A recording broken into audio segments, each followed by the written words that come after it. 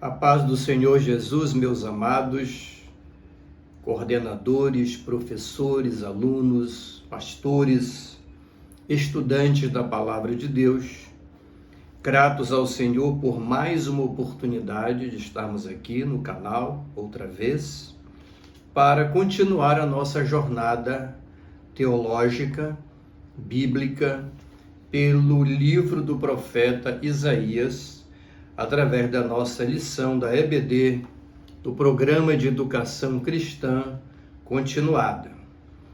Desta feita, nós vamos à lição de número 4, baseado nos capítulos 24 a 27 do profeta Isaías, que traz como título o Apocalipse de Isaías.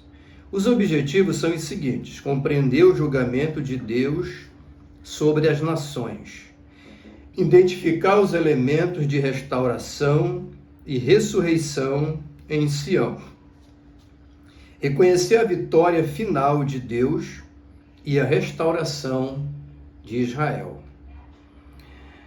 E nós vamos aqui, texto áureo, está em Isaías 24:1.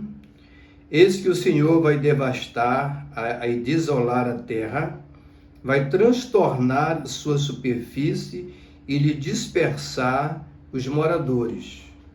A verdade prática: confiar em Deus nos garante força para resistir ao mal enquanto aguardamos sua segunda vinda e o estabelecimento do seu reino justo e pacífico.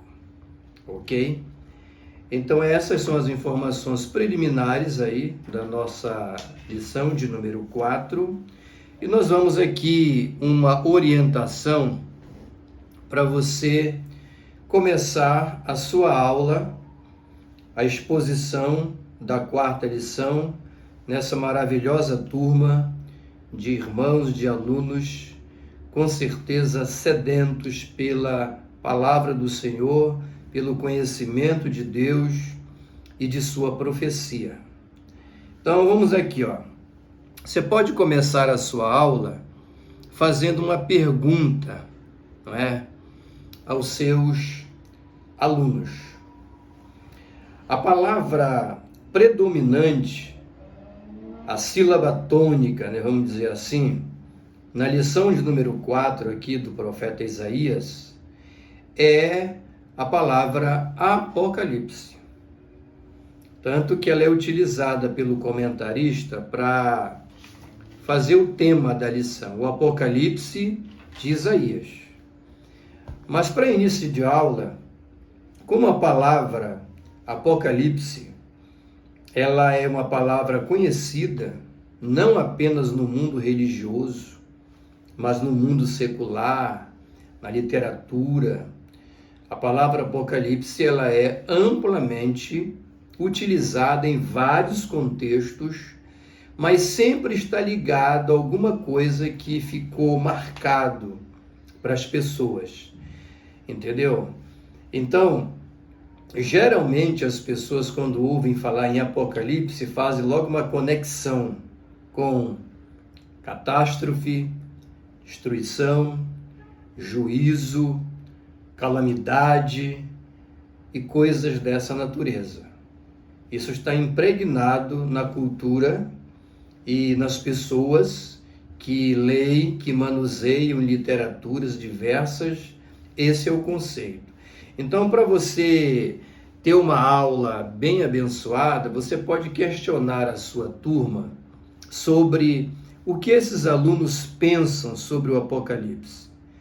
Se essa questão de calamidade, entendeu? Destruição e juízo é a única visão que eles têm sobre o que é o Apocalipse. Você pode começar a aula assim. Quando você falar isso à turma, você vai ver que isso vai causar o interesse. E uma das táticas, boas táticas de um professor, de um expositor, de qualquer assunto, não apenas bíblico, mas de qualquer assunto, é, inicialmente, chamar a atenção da sua turma dos seus alunos, daqueles que vão ser objeto da sua explanação, para a temática que será tratada na devida exposição. Ok? Então, qual é a visão que o aluno tem sobre Apocalipse? Apenas essa visão catastrófica?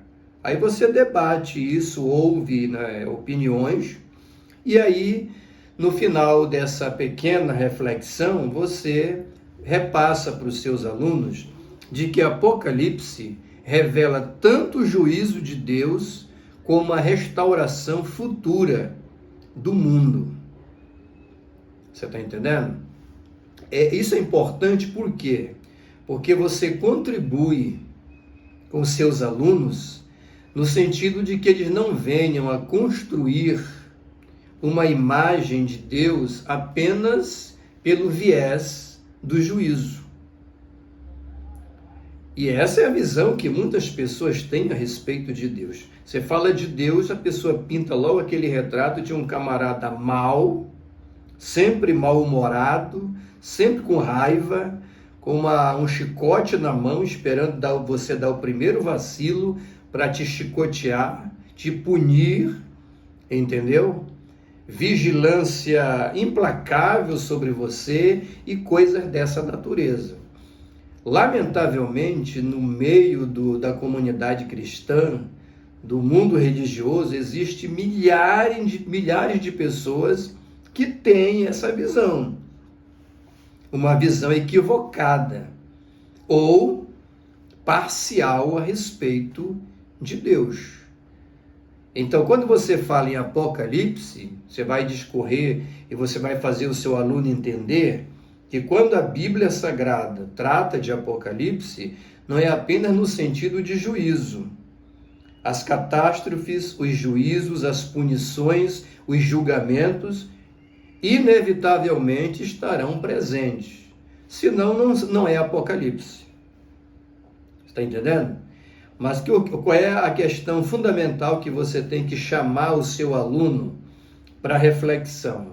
É que o Apocalipse, inclusive aqui da palavra de Deus, ele não representa apenas um mar de juízo, de coisas, vamos dizer assim, negativas, de destruição. Não. É isso também.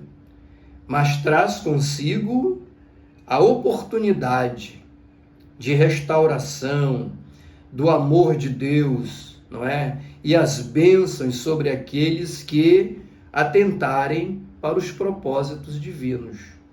Então, Apocalipse não é juízo apenas, é também restauração, é mudança, é reconstrução, é a esperança em um novo mundo, em algo melhor, que vai ser o que? A purificação e a destruição do mal para o estabelecimento daquilo que melhor representa Deus, que é o amor, a paz, a graça, a misericórdia, o júbilo, o regozijo. Tudo isso junto será entendido por nós no decorrer da explanação. Então, essa introdução ela é de capital importância para você chamar o seu aluno para o bojo da temática, o âmago da temática que é o Apocalipse de Isaías, né? Apocalipse significa obra ou discurso obscuro, escatológico e aterrorizante. Mas não apenas isso. Ele traz consigo a mensagem de esperança, de reestruturação, de regeneração e de mudança. E isso fortalece em nós um princípio grandioso. Deus, ele não é apenas alguém que quer te destruir. Ele é alguém que, acima de tudo, está de braços abertos, chamando a nós todos à comunhão, ao arrependimento dos pecados e à valorização da aliança que ele fez com todos os povos, todas as línguas, todas as tribos, todas as nações.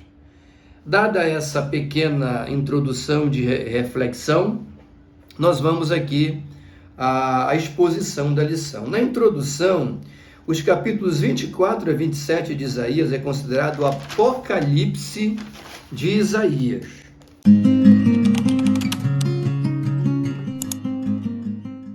Por que a gente fala na explanação bíblica Apocalipse de Isaías? Porque nós temos na Bíblia cristã, o último livro do Novo Testamento denomina-se Apocalipse. A revelação que o apóstolo João recebeu na ilha de Patmos, quando para lá foi levado para morrer, ele recebeu ali as revelações sobre as coisas, entendeu? Que vão acontecer no final dos tempos. A mensagem escatológica. Mas quando você lê Apocalipse, você não vê ali apenas juízo e destruição. Você vê regozijo, glória, adoração. É um conjunto, é um kit de coisas, tá certo? Então, dito isso, também a gente fala em Apocalipse de Isaías, por quê? Porque quando você lê os capítulos 24 a 27 desse livro profético de Isaías, você presencia nessa profecia muitos elementos que podem ser perfeitamente casados com o Apocalipse de João ou outras passagens bíblicas, inclusive nos evangelhos, que tratam do final dos tempos. Ok? Então vamos lá. O tópico de número 1, o julgamento das nações.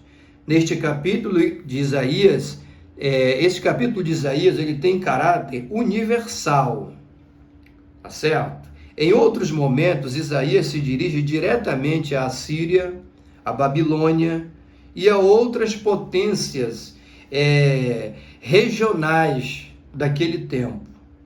Então, irmãos, olha, uma coisa interessante nesse início de exposição, fazendo assim uma retomada das lições anteriores, o expositor que vai fazer exposição sobre Isaías, ele tem que ter em mente e também passar isso para os seus alunos, de que o livro do profeta Isaías é um livro também, acima de tudo, histórico, que as profecias aqui dadas, elas têm uma repercussão imediata em acontecimentos históricos daquele tempo em que Isaías profetizou, ou tempo depois. Você está entendendo? Isso tem que ficar claro.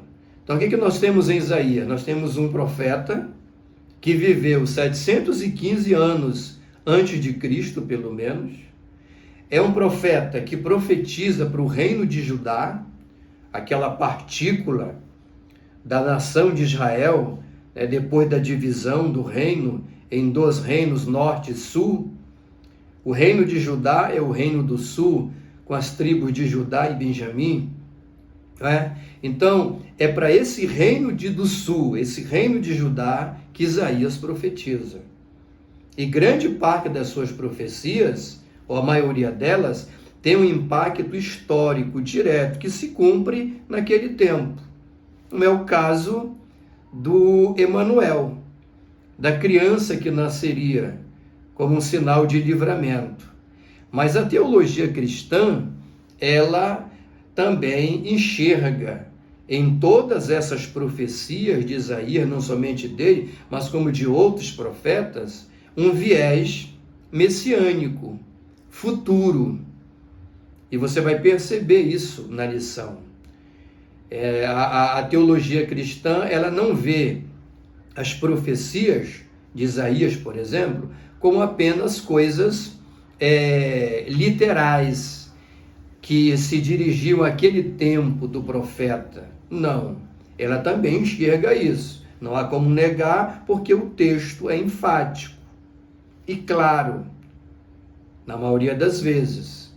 Mas a teologia cristã também, ela vê aí sinais, não é? E faz esse casamento entende que o profeta não falava apenas para o seu tempo, mas também levava em consideração um tempo futuro, que é o nosso tempo, que alcança o tempo da igreja, o Novo Testamento. Tanto prova disso é que você vai perceber, quando você lê o Novo Testamento, que já é uma narrativa da história da igreja, por Jesus, através de Cristo, sua morte na cruz, você vai perceber que os autores do Novo Testamento, eles fazem o quê? Aqui e ali, citações de palavras que têm uma conexão com as profecias do Primeiro Testamento, lá da Bíblia hebraica. Você está entendendo? Então, sempre vai haver essa conexão. Então, a mensagem, a interpretação histórica, literal, mas também uma interpretação profética, mais abrangente, mais universal. É isso que nós vamos ver nesta lição. O primeiro item diz assim: a destruição da terra. Isaías, aqui vem o texto, né? Eis que o Senhor vai devastar e desolar a terra, vai transtornar a sua superfície e lhe dispersar os moradores. Isaías está falando aqui da terra de Judá, mas não apenas do território de Judá, das habitações de Judá, do povo do Reino do Sul. Não. Ele está falando, sim, diretamente para eles, com coisas que vão acontecer ali de alguma forma. Mas a sua profecia, ela tem uma repercussão universal. Tá? Isaías menciona a desolação da terra 16 vezes no seu livro. Não apenas aqui, mas em outros momentos. Ele usa essa forma, né, pregando a destruição, a renovação da terra em sua profecia pelo menos 16 vezes. Esse termo terra não pode ser entendido apenas como a terra de Judá, ou seja, o reino para o qual ele profetizava. Não apenas, mas terra aqui também tem um sentido de planeta, entendeu? Planeta mesmo, abrangência universal, não somente a comunidade judaica, a nação de Israel, mas as nações vizinhas a ela e o mundo inteiro. Porque Israel, ele sempre é visto nas Escrituras como a nação que Deus escolheu, para que através dela, tudo que aconteceria com ela, partindo de Deus, teria repercussão nela e repercussão no mundo inteiro. Você pode perceber isso quando Deus chama Abraão, né? Farei de ti uma grande nação, na tua semente serão o que? Abençoada quem? Todas as famílias da terra. É por isso que todas as vezes que a teologia cristã, ela olha para a profecia, entendeu? De Isaías e dos demais, ela não olha apenas com esse olhar local, com esse olhar considerando que o povo de Deus ali, falado pelos profetas, é apenas a nação judaica. Ela sempre olha com um olhar mais abrangente, de que aquilo que está sendo tratado com Israel ali terá também uma repercussão e uma ligação no mundo inteiro. Através de Israel, todas as nações seriam abençoadas. E Cristo, quando ele se manifesta ao mundo, ele era um judeu, né? Ele veio para os seus, os judeus, né? Mas a sua missão salvadora, messiânica, ela ultrapassa as fronteiras da comunidade judaica. Ela é para todo mundo, porque João, quando escreveu, ele disse, né? Porque Deus amou o mundo de tal maneira, e mundo aqui é Israel e as demais nações, de tal maneira que deu seu Filho unigênito para que todo aquele que nele crê não pereça, mas tenha vida eterna. Não apenas judeu, mas os gentios também. O que é um gentio? Todo aquele que não faz parte da comunidade judaica. Então, o olhar da teologia cristã sempre é nessa direção. Não apenas o que está ali, literal, para aquele tempo, mas a sua repercussão na revelação bíblica como um todo. É neste sentido, ok? Então, o retrato aqui é de um julgamento global. Todos sofrerão os juízos divinos, independente de sua classe social ou ofício. Então, Isaías profetiza para o reino de Judá, entendeu? Para Jerusalém, de que Deus haveria de trazer o quê? Um julgamento sobre a terra. Terra de Judá e terra como um sentido global. O versículo 2 do versículo 24 traz uma coisa interessante, olha. O que suceder ao povo sucederá ao sacerdote. Não haverá privilégio diante de Deus. Isso aqui é uma coisa super interessante. Ninguém vai ter nenhum tipo de privilégio nos julgamentos de Deus. Que eu sou pastor, eu sou padre, eu sou um bispo. Não, você vai ser tratado no julgamento de Deus não pelo ofício que você exerce. Você vai ser julgado pela sua condição espiritual.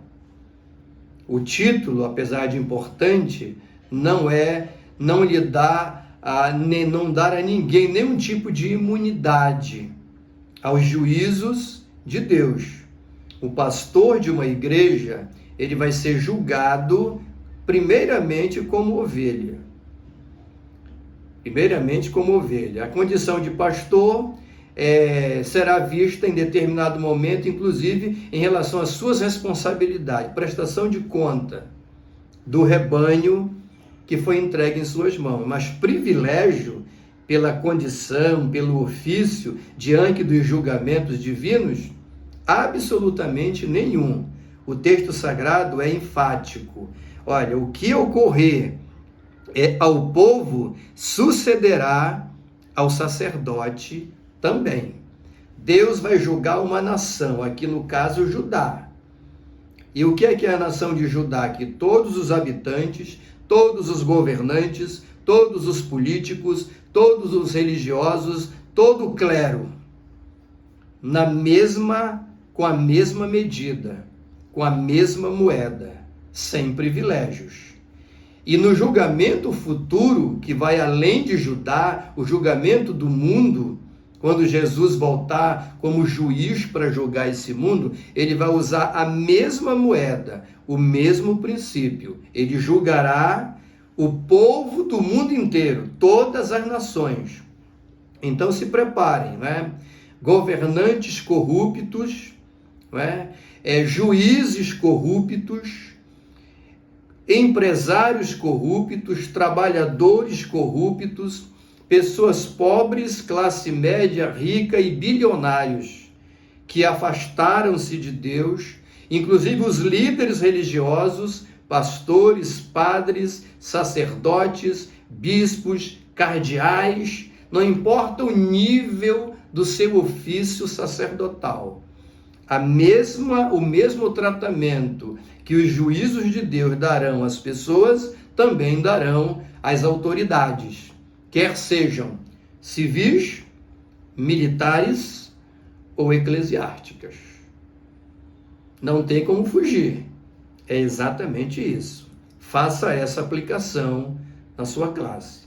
O item de número 2 é a violação da aliança. O primeiro foi a destruição da terra, agora a violação da aliança. Vem o texto aqui, ó. Na verdade, a terra está contaminada por causa dos seus moradores, porquanto transgride as leis, viola os estatutos e quebram a aliança eterna. Quem é que está praticando esses atos aqui na profecia de Isaías? A nação de Judá, o reino a quem ele profetizava. Mas isso era uma realidade apenas da nação de Judá? Não, é uma realidade também do mundo, ontem, hoje e nos dias que se seguem. Alguma diferença? Vou ler para você de novo, olha. A terra está contaminada. o Brasil, inclusive, por causa dos seus moradores. Está entendendo?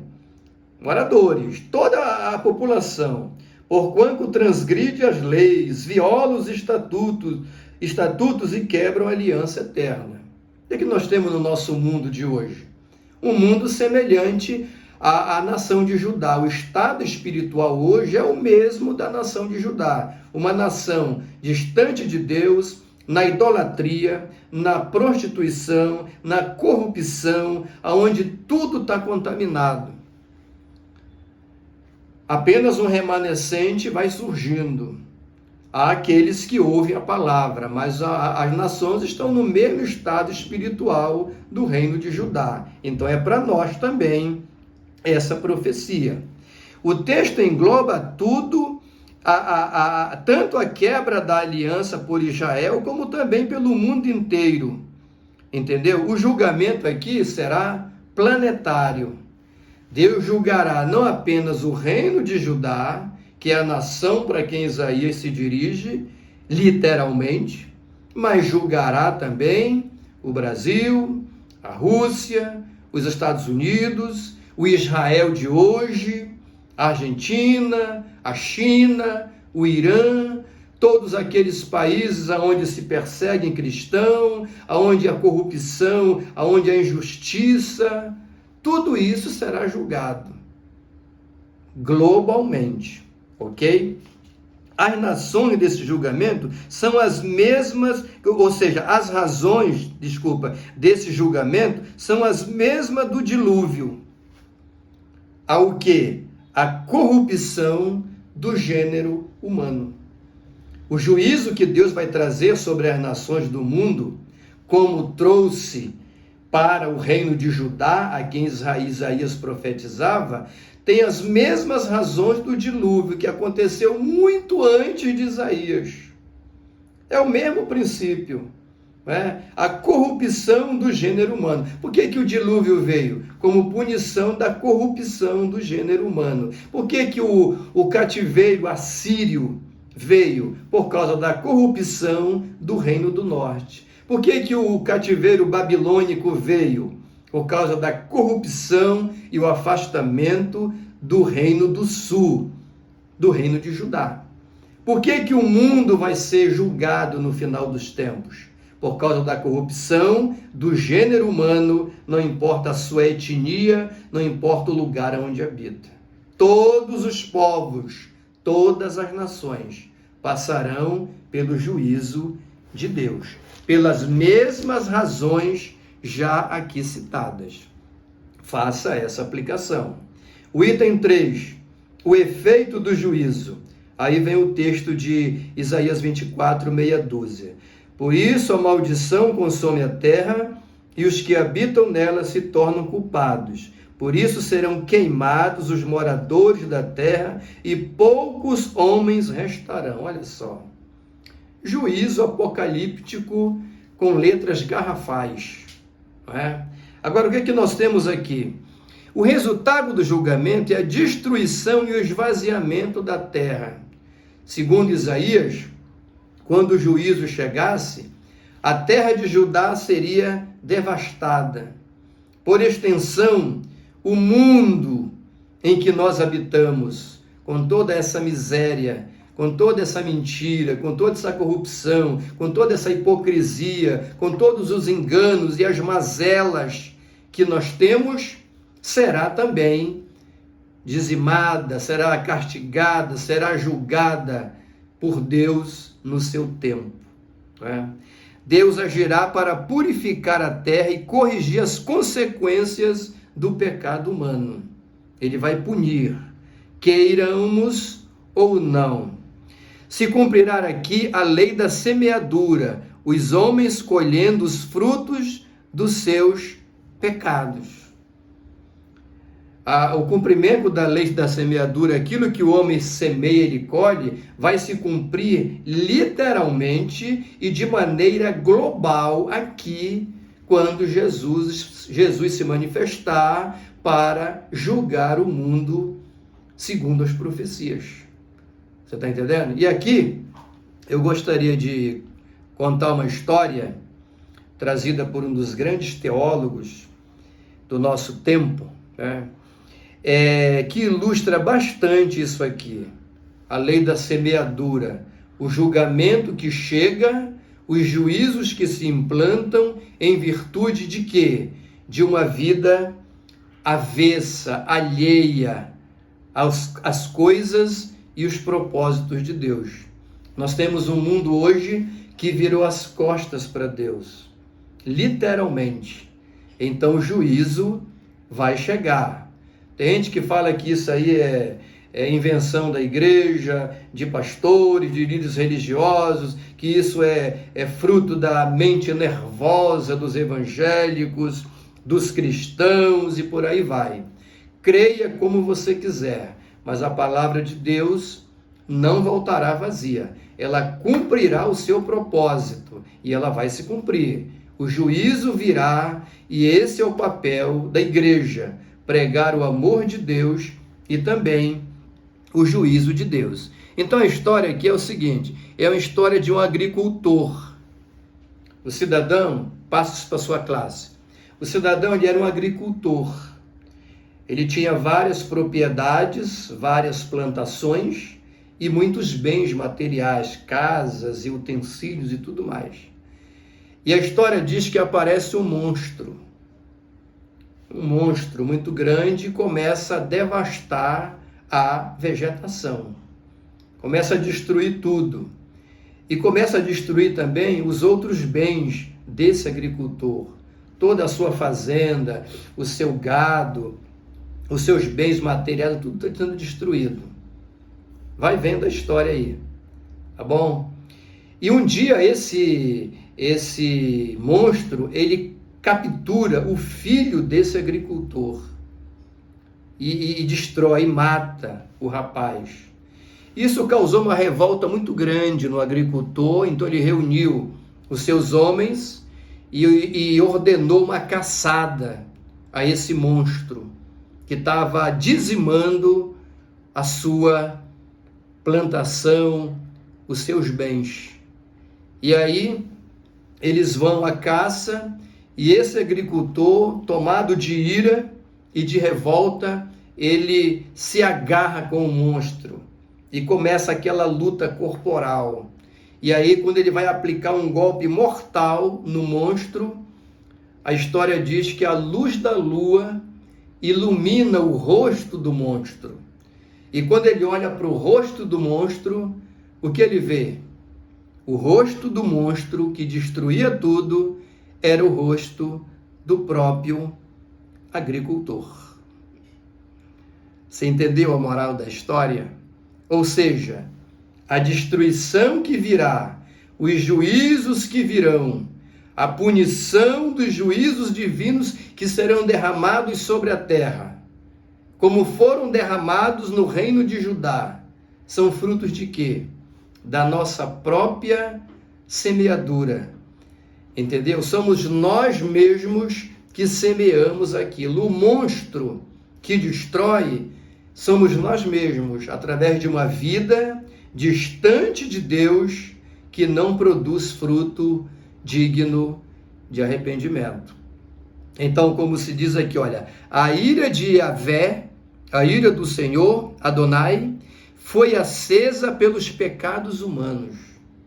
Nós, enquanto pecadores, rebeldes, distantes de Deus e de coração fechado para Ele, é que acionamos e que vamos apertar o botão da ira divina que vai no tempo certo ser derramado sobre a face da terra, como foi derramado no tempo do reino de Judá, do reino de Acás, Jotão, Ezequias e companhia. Lição muito maravilhosa.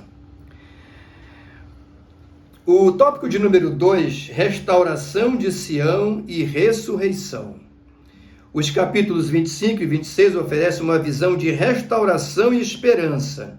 Deus promete restaurar o seu povo e sua criação, como falamos no início da lição.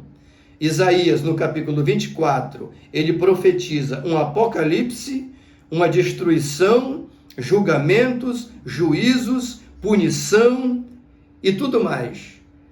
Mas essa parte não é tudo, não representa tudo daquilo que Deus é. Na sequência aqui, no capítulo 25 e 26, ele já oferece o quê? Uma visão de restauração e esperança. Deus aqui promete o quê? Que apesar dos juízos e destruição, ele vai restaurar o seu povo e vai restaurar a sua criação. Ele está falando aqui, a teologia cristã vê aqui um retrato do milênio, do futuro reino de Yeshua, do Messias prometido. E o item 1 diz assim, o cântico dos remidos. Aí vem o texto. O Senhor, Adonai, Tu és o meu Deus, exaltar-te-ei a Ti e louvarei o Teu nome, porque tens feito maravilhas e tens executado os Teus conselhos antigos, fiéis e verdadeiros. É por isso que traz aqui, olha, o cântico dos remidos. Isaías e o povo de Deus engrandece a Deus por verem a derrota do poder do mal que se opõe aos propósitos divinos. Qual é o motivo do cântico aqui? Eles estão cantando, exaltando, jubilando, por quê? Porque eles veem na profecia de Isaías o quê? A destruição do mal e a prevalência do reino de Deus. Tudo aquilo que se opunha ao reino de Deus, aos seus valores e aos seus propósitos, está sendo destruído pela soberania de Yahvé, o Deus Todo-Poderoso. Esse é o motivo do júbilo. No cumprimento imediato e histórico da profecia, Moabe é selecionado como exemplo de derrota de todos os inimigos de Israel. É o cumprimento literal da profecia de Isaías. O reino de Moabe, aqui os moabitas, eles são tomados como exemplos. Eles foram punidos, destruídos, porque se opunham ao povo de Deus e aos propósitos de Deus através do reino de Judá. O cumprimento mais profético e messiânico dessa profecia tem relação com o quê? Com o futuro reino de Deus, em que Deus vai trazer o cumprimento dessa palavra. O cântico dos remidos, a igreja que vai subsistir ao reino do mal. O item 2, o banquete em Sião. Vamos ao texto. O Senhor dos Exércitos dará neste monte a todos os povos um banquete de coisas gordurosas, uma festa com vinhos velhos, pratos gordurosos com tutanos e vinhos velhos bem clarificados. Isaías aqui ele usa figuras, não é, de comida e bebida para falar sobre a grandiosidade desse grande banquete que o Senhor dará, não é? Judá vai prevalecer sobre os seus inimigos e Jerusalém, que era a capital do reino de Judá, ela vai ser fonte, sede de um grande banquete. A teologia cristã, ela enxerga aí algo muito mais abrangente. O monte do texto é o Monte Sião, uma referência, uma prova de que Jerusalém será a capital religiosa do mundo durante o reinado do Messias, durante o reinado do Deus Todo-Poderoso.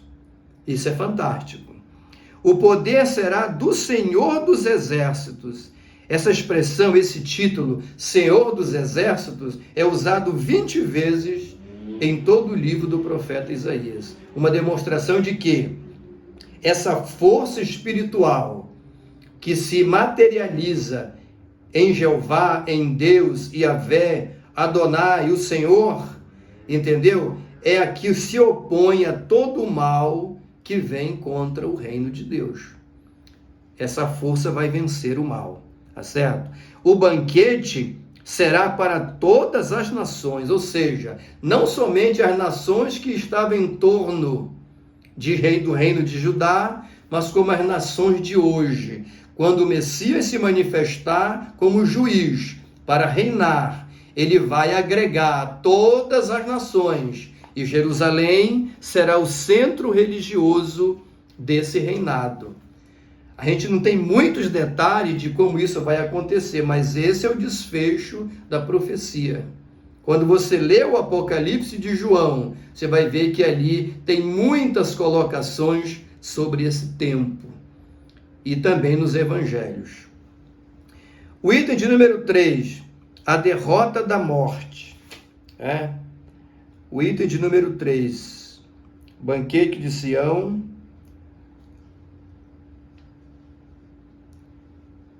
Aliás, tem um erro aqui, né? O item 2, exatamente, desculpa, o item 3, né? A derrota da morte, tá certo. Vem aqui o texto: tragará a morte para sempre, e assim enxugará o Senhor Deus as lágrimas de todos os rostos, e tirará de toda a terra o opróbrio do seu povo, porque o Senhor falou. Tá certo? A derrota da morte, ponto culminante em Isaías 25:8. Deus destruirá a morte, ela será derrotada. O casamento da profecia com a doutrina cristã do Novo Testamento, qual é? A vitória de Cristo sobre a morte. Você pode conferir isso com 1 Coríntios 15, 54, 55, Apocalipse 21, 4. Do mesmo modo, como ali em Isaías, né, Deus, ele promete extinguir a mortandade sobre Israel, sobre o reino de Judá, e da mesma maneira o Novo Testamento proclama a vitória de Cristo sobre a morte. E aí você vai entender vários textos, né, que ele vai vencer a morte de uma vez por todas. Bendito seja o nome do Senhor. A ideia é que Deus enxugará todas as lágrimas, um futuro sem dor, sofrimento e luto. O Novo Testamento se casando com a profecia de Isaías. E Deus enxugará toda lágrima. O Apocalipse de João traz isso aí. Então há esse casamento entre a profecia histórica, o cumprimento histórico e o cumprimento futuro, a mais abrangente, mais universal da profecia do nosso irmão Isaías. Lição muito maravilhosa. Eu creio que você está gostando e eu também. E nós vamos então partir para o último tópico desta exposição.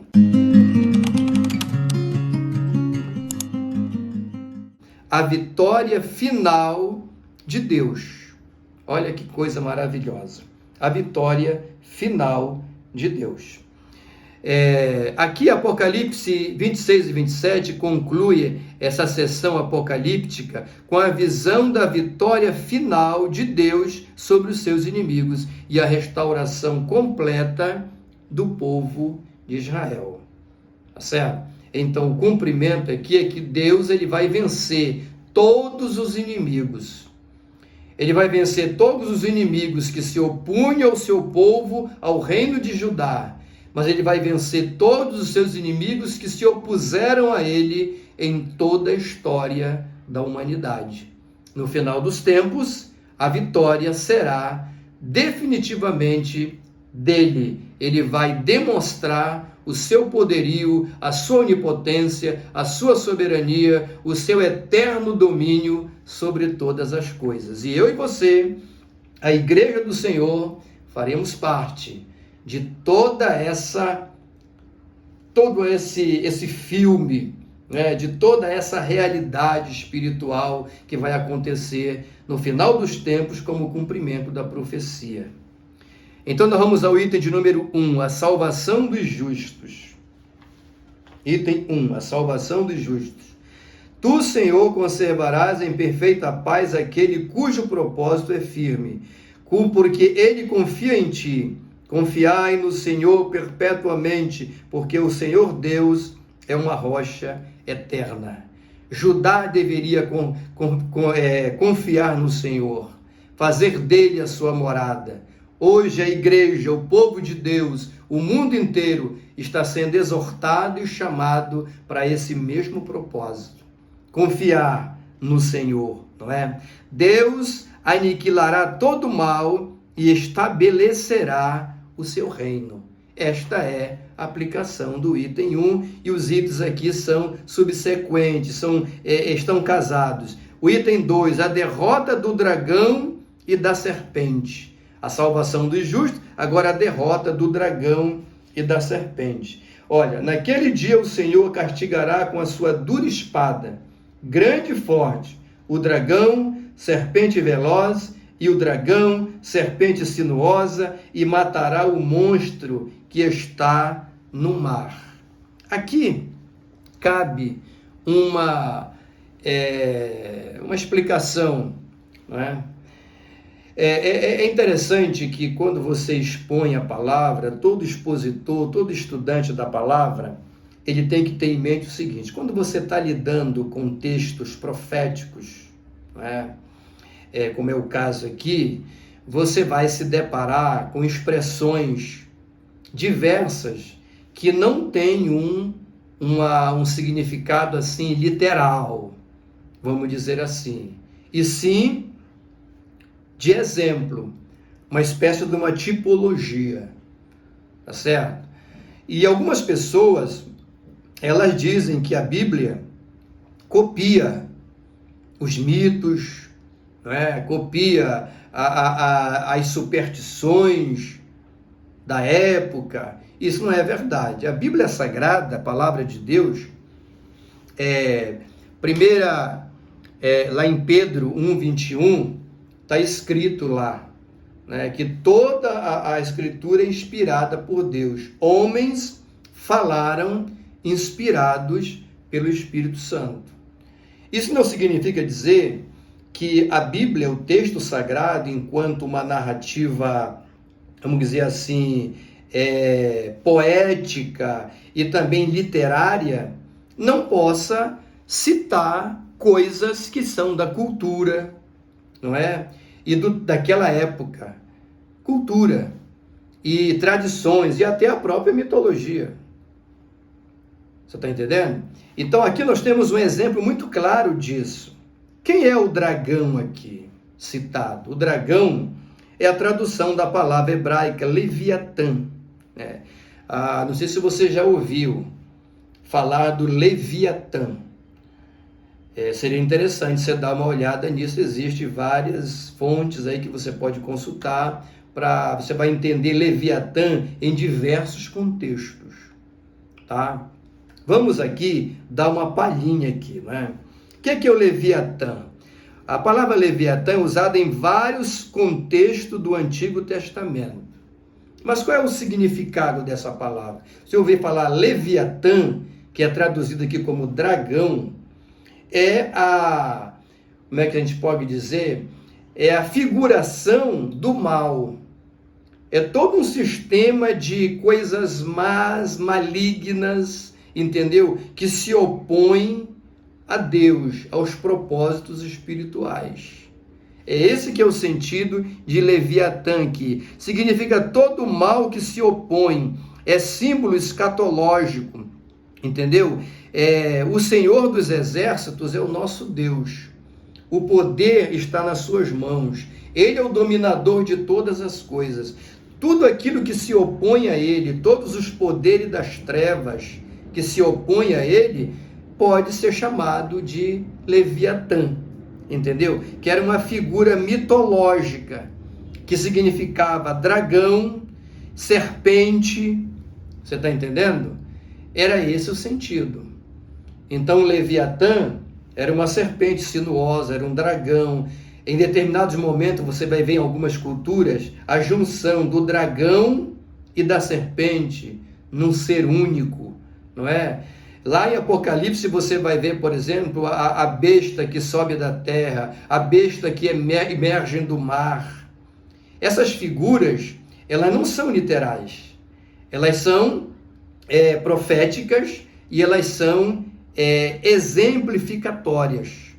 Você está entendendo? E qual é o sentido? Quando você me falar em besta, dragão, serpente, isso aí é a personificação do mal, de tudo aquilo que se opõe ao espiritual, ao reino de Deus, é uma espécie de Leviatã. Esse é o sentido, tá certo? Por exemplo, assim, olha, é o caos absoluto.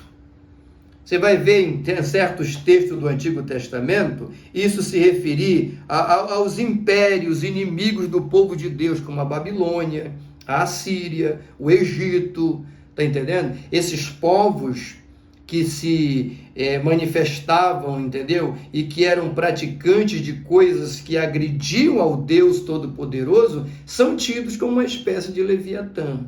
O mal que será vencido pelo grande rei, o Senhor dos exércitos, o Rei dos reis e Senhor dos senhores. E para fechar a lição, a restauração de Israel. Voltando um pouquinho aqui, olha, a serpente, né? É um nome utilizado para designar quem? Satanás, a antiga serpente, né? A personificação do mal, né? Isso é uma espécie de Leviatã. A restauração de Israel, item 3, né? Fechando a lição.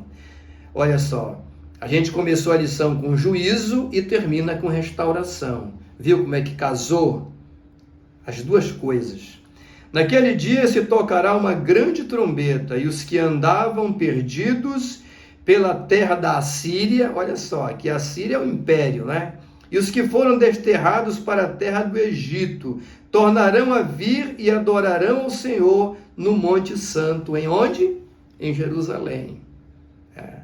A literalidade disso aqui é que a Síria e Egito eram impérios daquela época, que serão o quê? Destruídos, entendeu? E o povo que estava ali, que andavam perdidos nessa terra, eles serão restaurados, os filhos de Deus, né? E trazidos a Jerusalém para celebrar e adorar o Senhor. Por extensão, haverá uma restauração de todas as coisas. E o Messias, quando ele vir, trazendo juízo sobre o mundo todo, ele também vai congregar em Jerusalém, que será a sede do seu governo, do seu reino. Ele vai congregar todos aqueles que servirão ao Senhor, né? Israel aqui, no final, após a derrota dos inimigos, Deus promete restaurar Israel, que é descrito aqui como uma vinha. Israel sempre foi descrito na Bíblia como uma vinha, desde lá. Uma vinha que Deus arrancou do Egito e plantou na terra prometida. Para quê? Para dar fruto. Mas em determinado momento deu fruto ruim. Foi punida com grandes juízos, como o cativeiro assírio, babilônico, tá entendendo? E outras provações. A nação foi restaurada e Deus tem propósito para com essa nação. No final, Deus reunirá seu povo dos cantos mais distantes da terra, não apenas judeus, mas como todos aqueles alcançados pelo sangue do Cordeiro. Israel voltará para a terra prometida. A igreja do Senhor, ela vai ser recolhida de todos os cantos para estar junto com o Senhor no seu reino. É muita coisa, é coisa maravilhosa. Detalhes nem sempre tem.